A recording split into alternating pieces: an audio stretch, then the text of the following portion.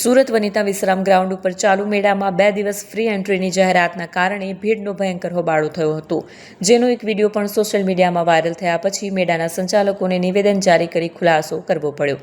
મેળાના સંચાલકોએ તેમના ઓફિશિયલ પેજ પર 26 અને 27 નવેમ્બરની સાંજે 4 થી 6:30 વાગ્યા સુધી ફ્રી એન્ટ્રીની જાહેરાત કરી હતી, જ્યારે સાંજે 6:30 બાદ એક ટિકિટ પર એક વ્યક્તિને મફતમાં પ્રવેશની ઓફર આપવામાં આવી. આ ઓફર લોકોને આકર્ષિત કરી શકી અને મેળા પર લોકોની ભીડ ઉમટી પડી.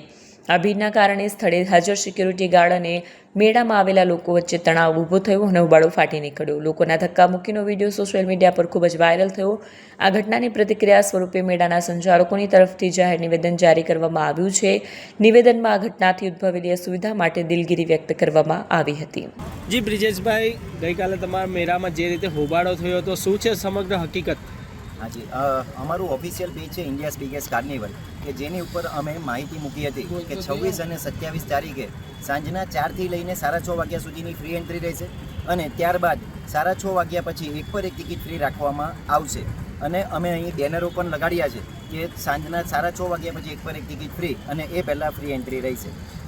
પરંતુ જે રીતે પબ્લિકે હોબાળોમાં એમ જણાવવામાં આવ્યું કે 3 દિવસની એન્ટ્રી ફી છે, પણ તમે આપ કહો 2 દિવસ, કેટલું યોગ્ય છે? અમારા ઓફિશિયલ પેજ ઉપર તો અમે 26 અને 27 તારીખ જ મુકાયેલી છે, પણ જે કોઈ પણ મેસેજ બહાર વાયરલ થયા છે 25, 26 અને 27 તારીખના, એ બધા જ મેસેજ અનઓફિશિયલ છે.